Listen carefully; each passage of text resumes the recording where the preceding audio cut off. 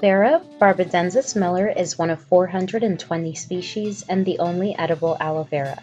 This perennial succulent boasts elongated, pointed thorned leaves about 10 to 20 inches in length and are protected by a thick, green epidermis layer of skin surrounded by the mesophyll. The geographic origin is believed to be in Sudan. It has a long history of popular and traditional uses to treat skin injuries and digestive problems. In Western societies, it is one of the few herbal medicines in common usage, and it has picked up rapid use in the cosmetic, food, and pharmaceutical industries though still not FDA approved. Aloe vera has shown other therapeutic properties including antioxidants, anti-inflammatory, antiviral, and antimicrobial, and contains 75 different compounds, including vitamins and minerals. Please go ahead, like, comment, subscribe, and hit the notification bell if you'd like to see more content. And let's get right into the video. So to start the process, I will cut the leaves as close to the base of the stem as possible. Now leaves won't regrow, but new ones will form. Warning, warning, warning, warning! Please wear gloves. These plants have thorns, and the yellow sap that leaks through is latex, and it can be an irritant. So please put your gloves on. Don't be like me. I'm very used to the itch that aloe vera gives off. But be safe out here, folks. Once I have a few leaves collected, I start the process by first taking a bowl and disinfecting the leaves with a mix of salt water and a splash of vinegar. You can definitely use chlorinated salt water if you have it. This is to get rid of any critters and bacteria.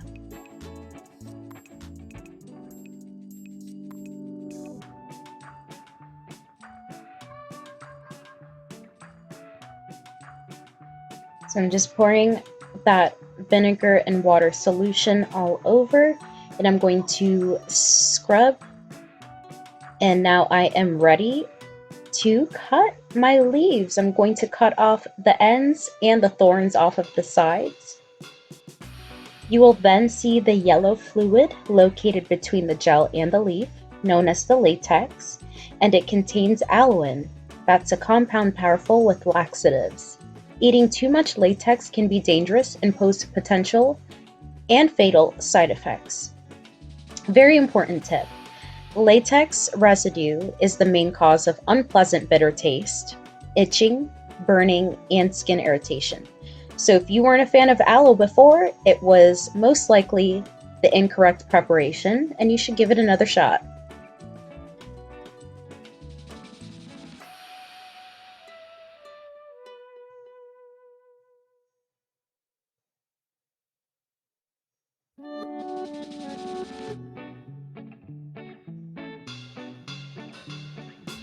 So I'm just using a dry paper towel to get rid of the excess laxative, and then I will wash the aloe again to rinse off any residue that I didn't get. Now this time I will only use salt water, and I will let them sit for a few minutes.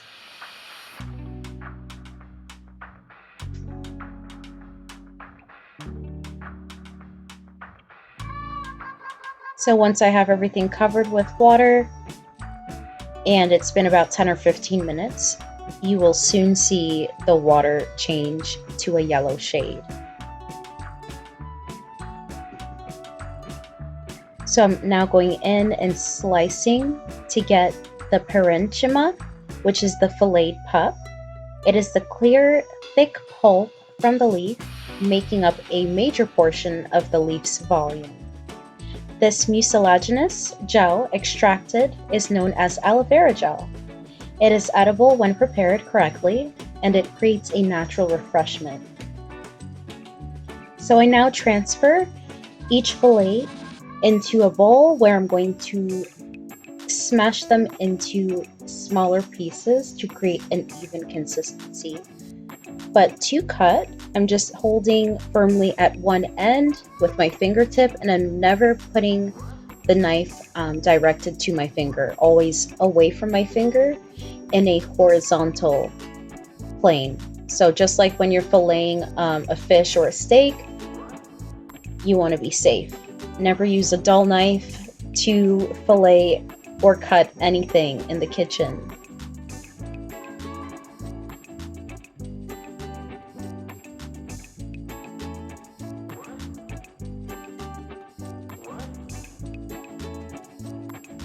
So just a nice smooth cut when you apply just a little bit of pressure. And if you realize that you get some of the green leaf on there, you just go ahead and cut it off the gel.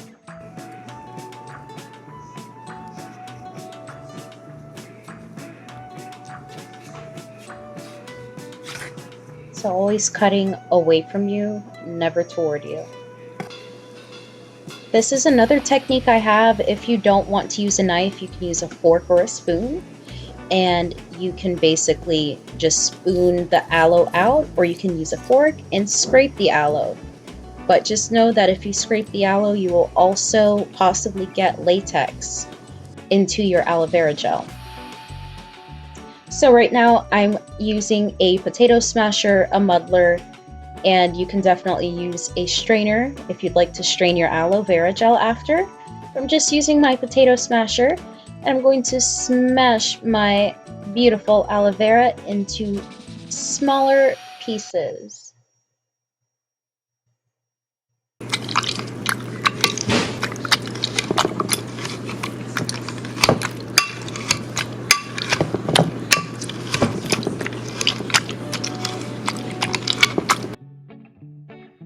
Now, you can definitely blend your aloe, but I do avoid this step because blending creates heat and it can change the compound and the consistency significantly.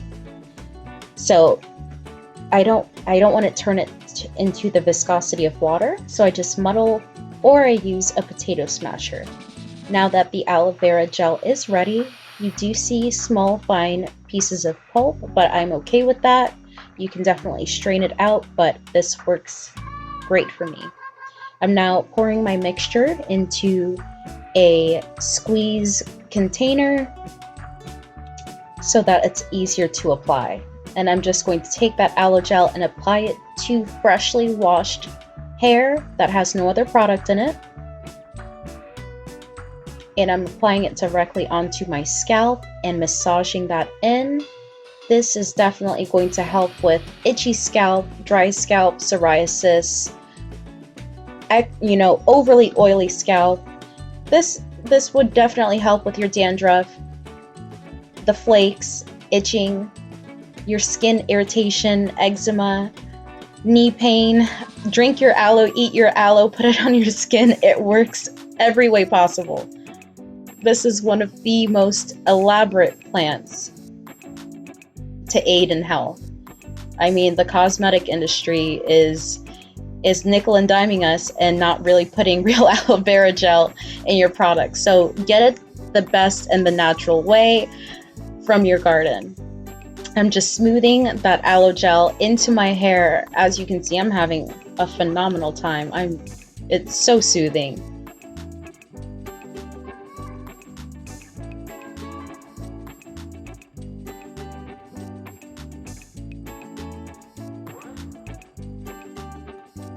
So once I have that completely worked well into my hair, I'm taking a detangling curling comb, and I am, of course, working from the ends of my hair, finding those knots and combing them out, and working my way up from ends to my roots.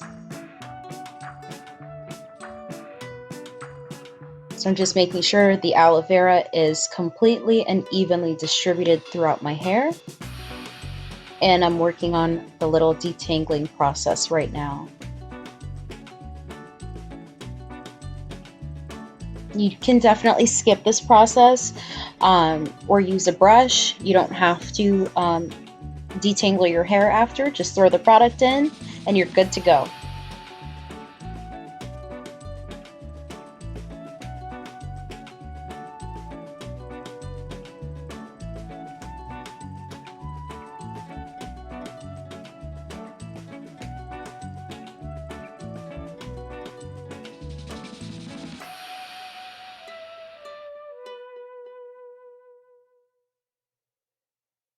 So now that my hair is detangled,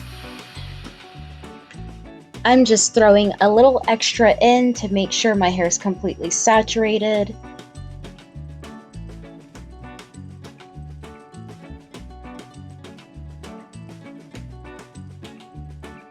And the next thing, I'm just throwing a steam cap on,